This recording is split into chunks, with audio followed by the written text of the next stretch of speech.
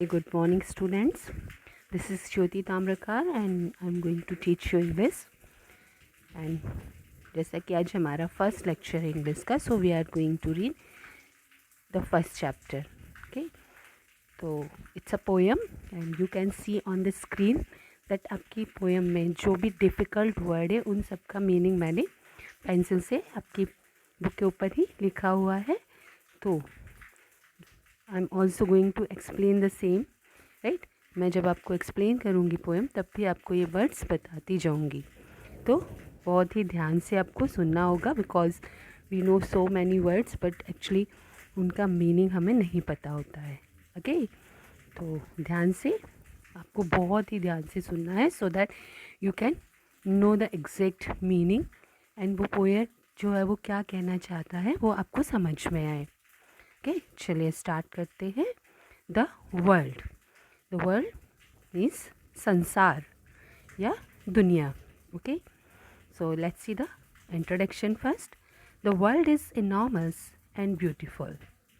So it's a thing जो हम सबको पता है कि वर्ल्ड जो है वो काफ़ी बड़ा है और बहुत ही ब्यूटीफुल भी है.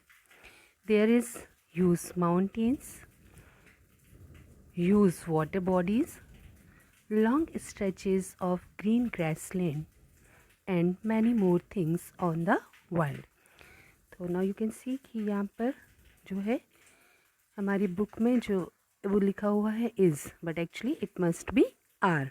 ओके, तो इस दुनिया में बहुत बड़े बड़े, ह्यूज, इनॉर्मस दोनों सिनोनिम्स हैं, दोनों का ही मतलब होता है बहुत बड़े. तो बड़े बड़े माउंटेन्स हैं, ह्यूज वाटर बॉडीज़ हैं, काफ़ी बड़ी वाटर बॉडीज़ मतलब नदी, तालाब, झील, ये सारे जो हैं इन्हें हम वाटर बॉडीज़ कहते हैं, वो भी हैं. Long stretches of green grass land, तो घास के मैदान हैं बड़े बड़े यहाँ पर जो काफ़ी दूर तक फैले हुए हैं. ओके, सो स्ट्रेचेस मीन्स हिस्से भी होता है एंड फैलाव भी होता है. Okay, and many more things on the world. तो इस दुनिया में बहुत सारी चीज़ें हैं जिसके बारे में हम बता सकते हैं, बट उसे बताने में इतना टाइम लगेगा कि उसे लिखने में के लिए शायद हमारे लिए जगह कम पड़ जाए, राइट. तो that's why the poet said कि बहुत सारी चीज़ें हैं यहाँ पर. Now let's read the poem to know what does the poet think about the world and what are the answer he get from whisper. तो विस्पर का मतलब होता है कानाफूसी. धीरे से कान में जब हम किसी के कुछ कहते हैं तो that sound is whisper.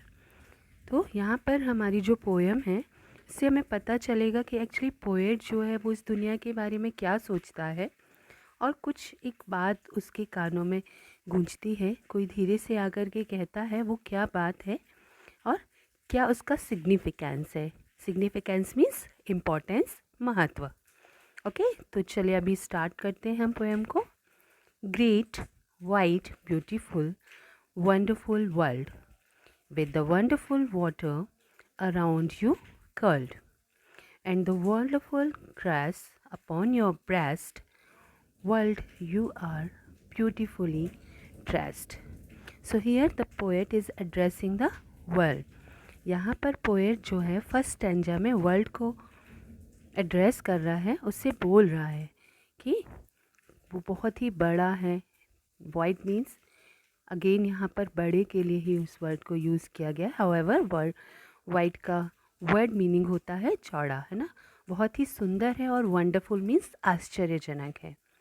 Okay, और साथ ही साथ इसके चारों ओर जो वाटर है, ठीक है, जो पानी है वो भी बहुत ही वंडरफुल है. उसके ऊपर जो ग्रास फैली हुई है या ग्रास लैंड्स है, they are also wonderful. And that's why the poet says कि आपका जो अलग अलग तरह का अपीयरेंस है कि ऐसे लग रहा है जैसे वर्ल्ड बहुत ही ब्यूटीफुली ड्रेस्ड है. उसने काफ़ी अच्छे से अपने आप को तैयार किया हुआ है. ओके, ड्रेस्ड, वेल ड्रेस्ड क्या होता है, जब आप कहीं जाते तो बढ़िया से कपड़े पहनते हैं, that is the well dressed. So यहाँ पर अपने वेरियस अपीयरेंस लाइक माउंटेन्स हैं, वाटर बॉडीज़ हैं, ग्रास लैंड है, एंड उन सब की वजह से ऐसे लग रहा है जैसे वर्ल्ड जो है वो बहुत ही अच्छे से तैयार हुआ है, वेल ड्रेस्ड है। The wonderful air is over me and the wonderful wind is seeking the tree. Now वो बता रहा है कि इस वर्ल्ड में क्या हो रहा है। तो द पोएट सेज कि ये वंडरफुल, ये आश्चर्यचकित करने वाली एयर जो है वो मेरे ऊपर है ना। हम सबके आसपास एयर जो है वो ब्लो करती रहती है। ओके, तो that is wonderful. And the wonderful wind is seeking the tree. और वंडरफुल विंड, हवा जो है वो क्या है, शेक कर रही है, ट्रीज़ को हिला रही है। तो एयर एंड विंड जो है वो दोनों हवा के लिए यूज़ होते हैं, बट जब मूविंग एयर होती है दैट इज़ विंड, और मूविंग एयर ही जो होती है वो ट्रीज़ को शेक करती है। It walks on the water and wills the mill and talks to itself on the top of the hills. तो यहाँ पर वो एयर के बारे में बात कर रहा है। क्या कह रहा है कि ये जो एयर है, ठीक है, ये वाटर के ऊपर से होकर के भी गुजरती है। मिल्स जो हैं उसको गोल गोल घुमाने का काम भी यही करती है। एंड जाकर के टॉप ऑफ द हिल, पहाड़ी के ऊपर वो अपने आप से बात करती है। To talk itself means जब वो चलती है तो हमें आवाज़ सुनाई देती है, राइट। तो here the poet says wonderful air जो है वो अपने आप से जाकर के बात करती है at the top of the hill.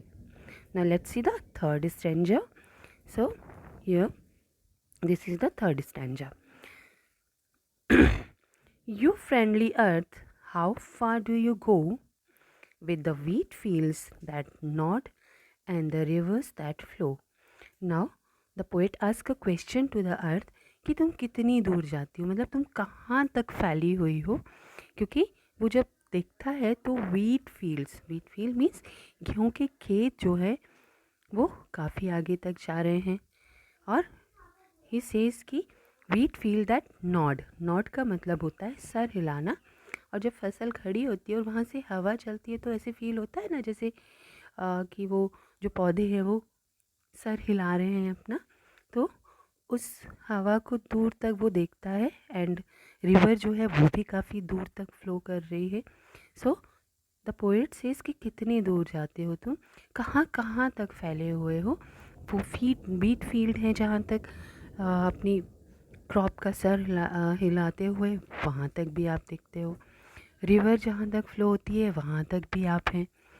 With cities and gardens and cliffs and isles and the people upon you for 1000 miles. इतनी दूर दूर तक धरती फैली हुई है या वर्ल्ड फैला हुआ है।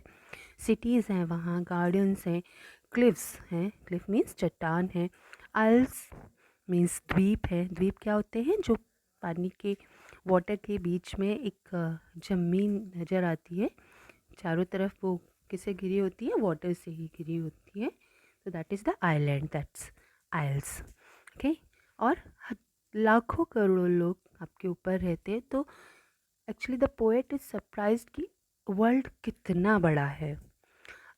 You are so great and I am so small, a small child. Now the poet says कि कितने बड़े हो तुम, किससे कहा, वर्ल्ड से उसने कहा कि कितने बड़े हो तुम और मैं कितना छोटा हूँ। ओके, तो एज अ स्मॉल चाइल्ड में हम देखें या एक ह्यूमन बीइंग की तरह भी हम देखें तो वर्ल्ड इतना बड़ा है कि हम शायद एक डॉट की तरह वहाँ पर फील हो रहे हो, है ना। तो द पोएट सेज कि तुम कितने बड़े और मैं कितना छोटा हूँ। I tremble to think of you world at all. जब मैं तुम्हारे बारे में सोचता हूँ तो एक्साइटमेंट से ट्रैम्बल करता हूँ। ट्रैम्बल मीन्स कांपना। Okay, and yet when I said my prayers today a whisper inside me seem to say. तो हालांकि मुझे पता है कि बहुत बड़े हो वर्ल्ड तुम और मैं बहुत छोटा हूँ, फिर भी जब आज मैं अपनी प्रेयर्स जो है वो बोल रहा था, जब मैं अपनी प्रार्थना कर रहा था, तो एक विस्पर मेरे अंदर से ही मेरे कान में कुछ आकर के कह गई। ठीक है, ऐसा लग रहा था कि कुछ मेरे अंदर से ही मुझे बता रहा है। ठीक है, क्या बता रहा है, you are more than the earth though you are such a dot, you can love and think and the earth can not. तो जो वो विस्पर था, जो इसका इनर कंसाइंस यानी इसकी अंतरात्मा या अंदर से जो आवाज़ आ रही थी पोएट की, उसने क्या कहा कि अर्थ से ज़्यादा हो तुम। किससे कहा उसने? उस ह्यूमन बीइंग से, उस बच्चे से, कि तुम अर्थ से ज़्यादा हो। हालांकि अर्थ जो है या वर्ल्ड जो है वो बहुत बड़ा है और तुम एक छोटी सी डॉट की तरह हो, ओके, लेकिन फिर भी तुम ज़्यादा वैल्यूएबल हो, तुम्हारी इम्पोर्टेंस बहुत ज़्यादा है। क्यों? क्योंकि अर्थ जो है that can not love and think, earth जो है ना तो सोच सकती है ना ही आपस में प्यार कर सकती है ना, ना तो वो फ्रेंड बना सकती है, ना किसी के दुख में साथ दे सकती है, ना ही किसी के साथ खुशियाँ मना सकती है। But as a human being हम कर सकते हैं ऐसा। दैट्स वाई अर्थ तो बहुत बड़ी है, लेकिन ह्यूमन बीइंग या जो भी बच्चा यहाँ बात कर रहा है अर्थ से, उसको मालूम है कि मेरी भी इम्पोर्टेंस बहुत है ना। तो world is world just because there are human beings, okay. तो क्योंकि हम इंसान यहाँ पर रहते हैं, that's why we can feel कि अर्थ बहुत सुंदर है, वर्ल्ड बहुत सुंदर है। बट अगर ह्यूमन बींग नहीं होंगे तो उसकी सुंदरता को देखने वाला भी कोई नहीं होगा। That's why world is beautiful, but to be a human being is also very important and it is also very amazing. Okay, so I think आपको ये पोएम समझ में आ गई होगी। जो वर्ड मीनिंग मैंने लिखे हुए हैं यहाँ पर, उन्हें आपको थॉरोली जो है वो अंडरस्टैंड करना है। आई डोंट से यू कि आप उसको क्रैम करें, रट लें, बट उन्हें समझें आप। ओके, नाउ सी कि who is the poet of this poem. So the poet of this poem is William Brightly Wren. Okay, and I think you must have enjoyed this poem. So this is all for today. जो भी exercises होंगे वो हम कल करेंगे। तो have a nice day. Goodbye.